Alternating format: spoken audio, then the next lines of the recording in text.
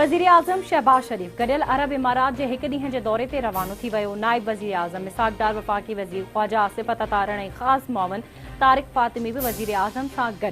वज़ीर आज़म जो उहिदो संभालण खां पोइ शहबाज शरीफ जो UAE जो ही पहिरियों दौरो आहे। अबू ज़हबी में वज़ीर आज़म ऐं गडियल अरब इमारात जे सदर मोहम्मद बिन अल नाहयान विच में मुलाक़ात थींदी, जंहिंमें ॿिन्ही मुल्कनि विच में सहकार वधाइण जे हवाले सां ॻाल्हियूं कयूं वेंदियूं। वज़ीर आज़म कारोबारी शख़्सियतुनि ऐं मालियाती इदारनि जे सरबराहनि सां पिणु मिलंदो। किर्गिस्तान जे गादी वारे शहर बिश्केक में विगोड़नि सबबि फाथल सिंध वासी 205 शागिर्दियाणियूं ऐं शागिर्द कराची पहुची विया। PIA जी उड़ान ज़रिए 55 शागिर्दियाणियूं ऐं 150 शागिर्द पहुता। वॾे वज़ीर सैयद मुराद अली शाह कराची एयरपोर्ट ते पहुतल शागिर्दनि जी आजियां कई। बिश्केक मां वापसि आयल 99 शागिर्दनि जो तालुक़ कराची सां आहे।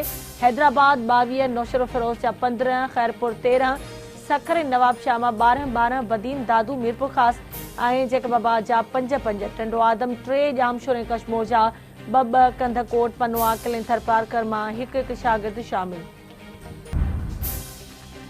अॼु 205 शागिर्द कराची पहुता आहिनि। वधीक 180 शागिर्द किर्गिस्तान में फाथल आहिनि, जिन मां 6 ज़ख़्मी आहिनि। मां कोशिश करे रहियो आहियां त उन्हनि जे लाइ ख़ासि उड़ान मोकिलिजे।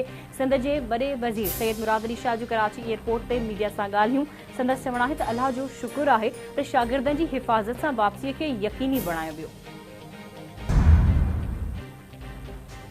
हेलीकॉप्टर हादसे में फौत थियल ईरानी सदर इब्राहिम रईसी जी तदफ़ीन अॼु थींदी। मरहूम जो मड़ मशहद में इमाम अली रज़ा जे रोज़े मुबारक जे अंगण में दफ़नायो वेंदो।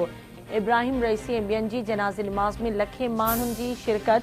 वज़ीर आज़म शहबाज शरीफ बि तेहरान पहुतो। ईरानी सुप्रीम लीडर आयतुल्लाह ख़ामनई सां मुलाक़ात दौरान सदर इब्राहिम रईसी ऐं ॿियनि जी फौतियुनि ते ताज़ियत जो इज़हार। सिंध जे वॾे वज़ीर सैयद मुराद अली शाह सां गडियल क़ौमनि जे सेफ्टी एंड सिक्योरिटी डिपार्टमेंट जे 7 रुकनी वफ़द जी मुलाक़ात। कुदरती आफ़तुनि खे नज़र में रखंदे गडियल क़ौमनि जे मुख़्तलिफ़ एजेंसियुनि खे सहूलियतूं ॾियण ते ख़्यालनि जी ॾे वठि। गडियल क़ौमनि जे वफ़द जो चवणु आहे त सिंध में जारी सख़्त गर्मी जी लहर जे असरनि ते नज़र आहे। सिंध हुकूमत खे UNA जे जंहिं बि एजेंसी जी ज़रूरत हूंदी उहा कमु करण लाइ तयारु आहे। वॾे वज़ीर जो चवणु आहे त असां गडियल क़ौमनि जे ॿोॾि मुतासिरनि जी बहालीअ जे क़दमनि खे क़दर जी निगाह सां ॾिसूं था।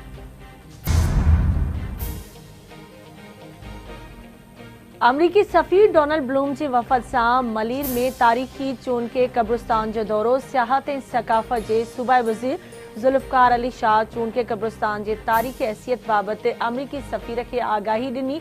डोनाल्ड ब्लूम जो चवणु आहे त चूंडके कब्रिस्तान तारीख़ी हैसियत सां पाकिस्तान जे अहम कब्रिस्ताननि में मुनफ़रिद तर्ज़े तामीर में पंहिंजो मिसाल पाण आहे। पाकिस्तान ऐं अमरीका विच में मज़बूत ऐं ढिघा लाॻापा आहिनि।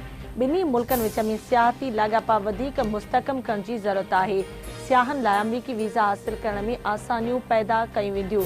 सूबाई वज़ीर ज़ुल्फ़कार अली शाह जो चवणु आहे त सियाहनि खे समूरियूं सहूलियतूं फ़राहम करण लाइ क़दम खणी रहिया आहिनि।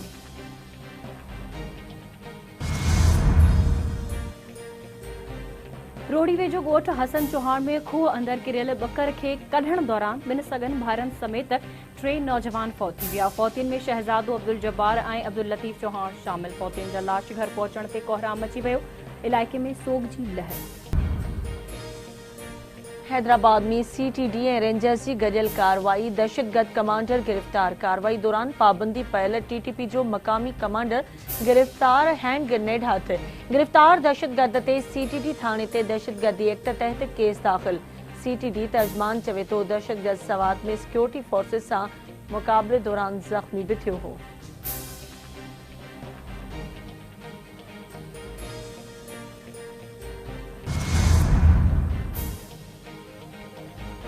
पाकिस्तानी हज पांधेड़ा सऊदी अरब पहुचण जो सिलसिलो जारी। मज़हबी मामलनि वारी वज़ारत जे तर्जुमान जो चवणु आहे त 126 हज उॾामनि ज़रिए 31,057 पांधेड़ा सऊदी अरब पहुता आहिनि।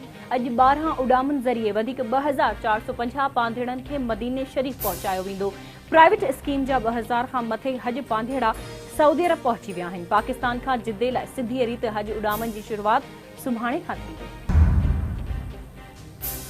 पाकिस्तान कोस्ट गार्ड जो मनशियात ऐं स्मगलिंग जी रोकथाम लाइ सामूंडी पट्टी ते क्रैकडाउन। 2052 किलो चर्स, 5837 किलो सुपारी, गुटखा, सिगरेट ऐं कपिड़ो बरामद।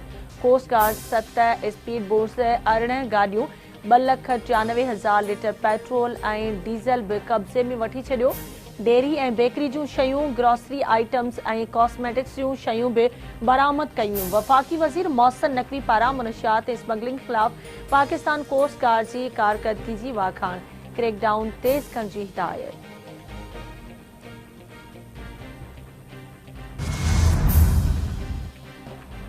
सिंध रेंजर्स ऐं कस्टम इंटेलिजेंस जो स्मगलिंग ख़िलाफ़ क्रैकडाउन जो सिलसिलो जारी। कराची जे इलाइक़े सदर में गुल प्लाज़ा वटि गोदामनि ते छापो। 50 टन स्मगल थियल कपिड़ो कब्ज़े में वरितो वियो। कपिड़े जी मालियत अटकल 150 मिलियन रुपया ॿुधाई पई वञे। रेंजर्स तर्जुमान मूजिबि स्मगलिंग जे मुकमल ख़ात्मे ताईं ऑपरेशन जो सिलसिलो जारी रहंदो। हालावासी ब भेनरूं गुज़िरियल 4 ॾींहनि खां पुरस्रार नमूने गुम। ताहिरा बतूल ऐं इकरा सुमरो जे वारसनि पारां थाणे ते गुमशुदगीअ जी एनसी दाख़िल।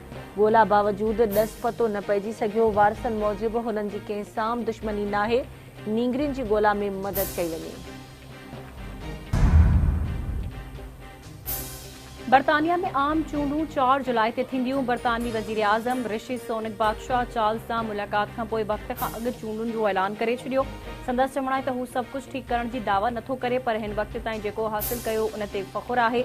हिकु भेरो ॿीहर क़ौम जो एतमाद हासिल करण जी कोशिश कई वेंदी। परॾेही ख़ाबरू इदारे मूजिबि बरतानवी पार्लियामेंट 24 मई खां कमु रोके छॾींदी ऐं 3 मई ते टोड़ी वेंदी। चूंडुनि खां पोइ 9 जुलाई ते पार्लियामेंट जो पहिरियों इजलास थींदो ऐं 17 जुलाई ते नए सेशन जी शुरूआत थींदी। मकानी चूंडुनि में कंज़र्वेटिव पार्टी खे इबरतनाक शिकस्त मिली हुई।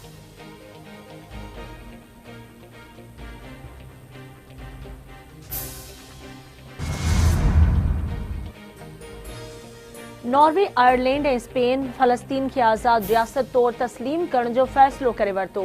टिनी मुल्कनि तरफ़ां बाज़ाब्ता ऐलान 28 मई ते कयो वेंदो। स्पेन जे वज़ीर आज़म पार्लियामेंट में फ़लस्तीनी रियासत खे तस्लीम करण जो ऐलान करे छॾियो। अमरीका, आयरलैंड, नॉर्वे ऐं स्पेन तरफ़ां फ़लस्तीन खे आज़ाद रियासत तस्लीम करण जी कोशिश खे रद्द कंदे चयो आहे त फ़लस्तीनी रियासत खे हिक तरफ़ो तस्लीम करण सां न पर ॻाल्हियुनि ज़रिए हासिल करणु घुर्जे।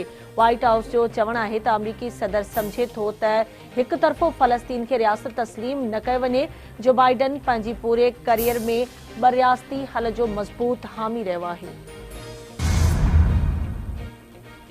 ऐं सिंध समेत मुल्क जे मुख़्तलिफ़ इलाइक़नि में सख़्त गर्मी जी लहर बरक़रार। जेकबाबाद, दादू, मोइनजोदड़ो पारो 49 डिग्री सेंटीग्रेड ताईं पहुची वियो। लाड़काणे, नवाबशाह, खैरपुर, सखर ऐं पडीदन में गर्मी पद 48 डिग्री सेंटीग्रेड रिकॉर्ड। कराची में ईंदड़ 24 कलाकनि दौरान मौसम गरम ऐं ख़ुश्क रहण जो इम्कान। वधि खां वधि गर्मी पद 37 खां 39 डिग्री सेंटीग्रेड ताईं रहण जो इम्कान।